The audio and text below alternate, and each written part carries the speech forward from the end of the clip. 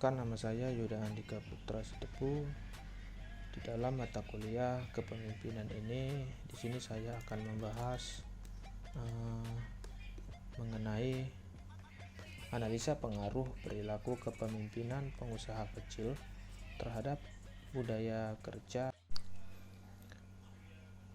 Pengembangan usaha kecil sangat diharapkan oleh pemerintah untuk mewujudkan ekonomi yang lebih baik.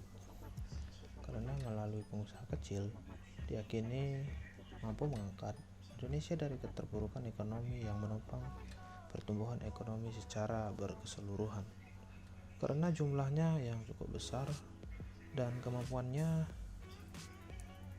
menyerap tenaga kerja, maka usaha kecil diharapkan dapat menjadi salah satu pilar perekonomian Indonesia, baik secara regional maupun secara nasional. Menyikapi harapan tersebut, pengusaha kecil dituntut tetap survive dalam menjalankan usahanya. Dengan bertahan dari kegagalan, usaha kecil diharapkan dapat meningkatkan kesejahteraan rakyat melalui peningkatan perekonomian kerakyatan. Seiring dengan pelaksanaan otonomi daerah, pengembangan usaha kecil juga ditunjukkan sebagai pilar perekonomian kerakyatan yang dapat menjadi penggerak perekonomian daerah melalui kontribusinya terhadap pendapatan kotor domestik regional atau PDRB.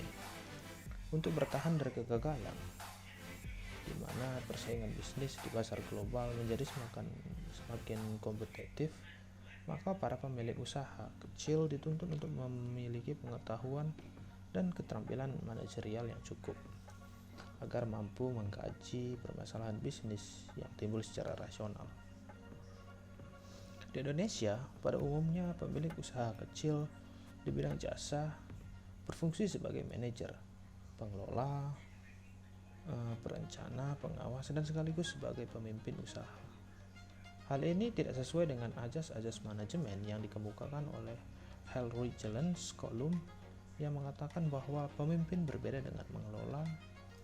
Mengelola terfokus pada memberikan perintah dan konsisten pada organisasi, termasuk merencanakan, mengorganisasi, staffing, budgeting, pengawasan atau pengendalian, dan mengatur tujuan-tujuan untuk berkualitas.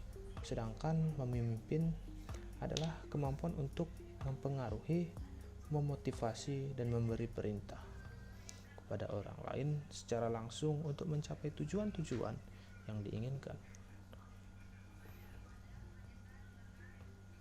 Manajer juga berbeda dengan memimpin.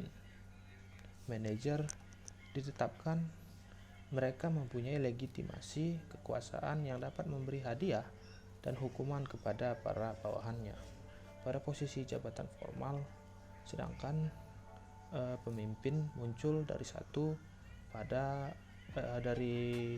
kelompok yang ada, dan pemimpin tersebut dapat mempengaruhi orang lain untuk melakukan tindakan melebihi hati nurani dengan wibawanya.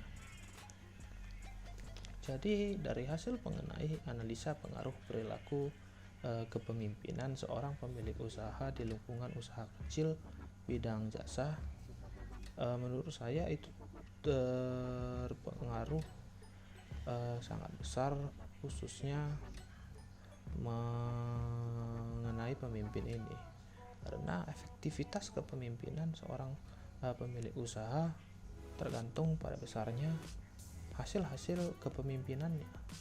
Kriteria keefektifan kepemimpinan yang umum dalam suatu organisasi, usaha, atau bisnis adalah pelaksanaan kerja jangka panjang dari kelompok atau subunit dari yang dipimpinnya.